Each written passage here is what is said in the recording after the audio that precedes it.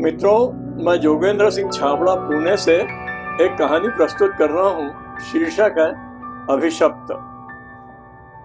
बा साहब की तबीयत ठीक नहीं है। जब मुझे पता चला तो मैं अपने आप को रोक नहीं पाया और उनके स्वास्थ्य की खबर लेने मैं उनके घर जा पहुंचा। लंबा चौड़ा कवेलू वाला मकान, सामने आंगन में टीन शेड के नीचे गाय बैल भैंसे बंधी हुई थी। मैंने कॉल बेल का बटन दबाया।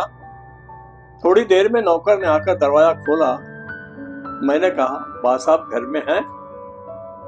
बोला, जी साहब, वे घर में ही हैं। आजकल दौरे पर नहीं जाते, उनका स्वास्थ्य ठीक नहीं रहता। मैं उसके पीछे पीछे हॉल में चला आया।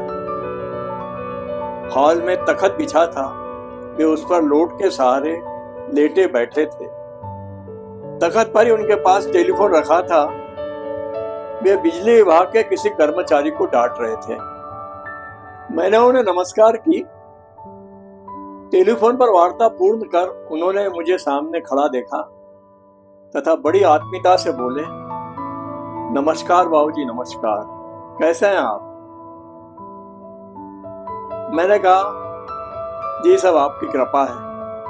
वे बोले, जी बैठिए। मैं उनके सामने रखे कुर्सी पर बैठ गया। उनके चेहरे पर पीड़ा छाई हुई थी। वे बोले, आजकल बहुत कम लोग मिलने आते हैं। जब मैं प्रदेश का मुख्यमंत्री था तब यह हॉल मिलने वालों से भरा रहता था। तब मैं कुछ क्षणों का एकांत खोजता था। अब कुछ पलों का किसी का साथ खोजता हूं जिससे बातचीत कर सकूं और अपना मन हल्का कर सकूं। मैंने कहा, जी साहब, परिवर्तन जीवन का सत्य है, उसे स्वीकारना ही पड़ता है, चाहे हंसकर स्वीकारें या रोकर। उन्होंने कहा, हाँ बाबूजी, ठीक फरमाया आपने। मेरा इकलौता बेटा राज्य में उद्योग मंत्री है।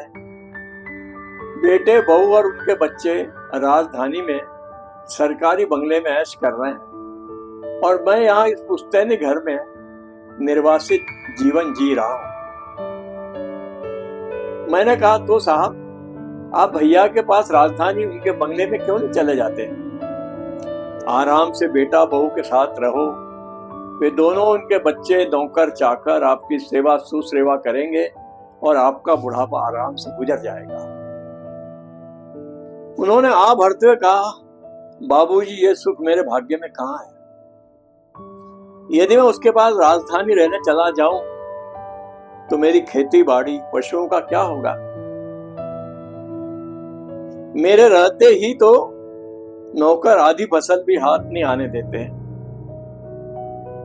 मैंने कहा, बा साहब, छोड़ो इस जमीन जायदाद पशुओं का मोह। आप प्रदेश के मुख्यमंत्री रह चुके हैं और भैया प्रदेश में उद्योग मंत्री हैं। आपके पास सभी मौज मस्ती है, फिर हम रक्त तृष्णा कैसे? वे बड़ी गंभीरता से बोले, बाबूजी, आप हम राजनेताओं की पीड़ा नहीं समझ सकते। हम राजनेताओं की पीड़ा नहीं समझ सकते। हमारा भविष्य एक सरकारी विभाग के कर्मचारी से भी गया गुजरा रहता है। क्या पता कब मंत्री पद छिन जाए, उसके बाद कोई नहीं पूछता। अतः हम सतत अपने और अपनों के भविष्य के प्रति चिंतित रहते हैं। यह चिंता हमें चैन से जीने तथा सोने नहीं देती। ठीक है, भैया आज मंत्री है, यदि कल मंत्री पद छिन गया तो क्या खाएंगे? यह जो अथाह जमीन जायदाद धन संपत्ति मैंने मुख्यमंत्री रहते हुए बनाई है, बस यही काम आएगी, बाकी कोई काम नहीं आएगा। इसका मुझे पूरा अनुभव है। इसीलिए इसकी देखभाल के लिए यहाँ बैठा हूँ। मेरी पत्नी को मरे एक अरसा हो गया है। मुझे यहाँ रोटी पानी दवा दारू इलाज देखभाल की बड़ी तकलीफ होती है। मैं उन सभी सुखों से वंचित हूँ जो बुढ़ापे में अनिवार्य है, लेकिन मन में एक संतोष है।